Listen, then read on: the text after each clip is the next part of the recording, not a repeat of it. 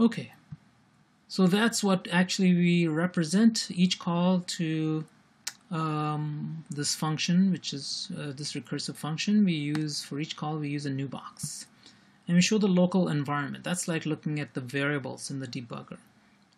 Okay, so we show the arguments, that is the value of n in this case. What is the value of n that's passed in? We show the local variables. In this version of factorial, I have two local variables plus the input parameter. It gives us a total of 3 things. And then finally, keep track in this box of what it is that you're going to return. So let's take a look at an example. So let's say we call factorial with the value 5.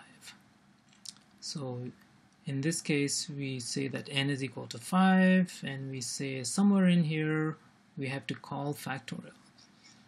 So we draw an arrow from the statement that calls the recursive function to the box for that call. So when we call factorial with n-1, we have to now set up a new box with a smaller value of n and draw an arrow from that call to this.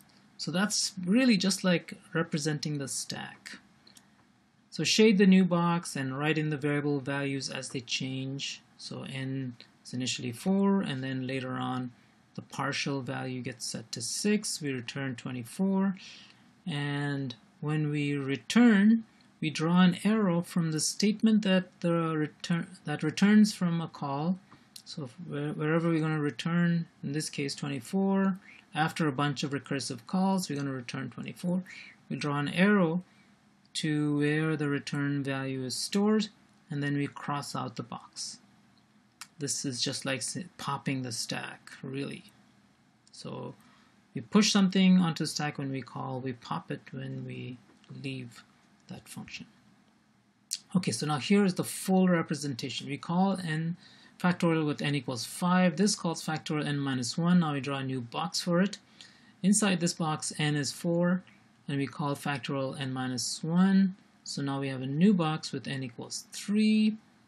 There we call factorial again with n equals 2. And here we call factorial again with n equals 1. And here you can actually return the result. And factorial of 1 is just 1. And we don't need to go to n-1, but the way we set it up in the past, we just happen to. So we could change the code ever so slightly and make this the base case, make n equals 1 the base case. But even if we don't, it's no big deal. It's just one more call, n equals to 0. And when n equals 0, you just return 1. So now this will return to here, and we'll cross out this. Oops, we'll cross out this box. So this is our base case. And cross that out. We return back here. We found the factorial of 0, which is just 1. You multiply 1 times 1. Store that in the result and return that, which is just 1. Cross that box out, and now this thing returned with the value 1 times n gives us 2 times 1 is 2. That returns. Here's the 2, and we multiply it with n, which is 3.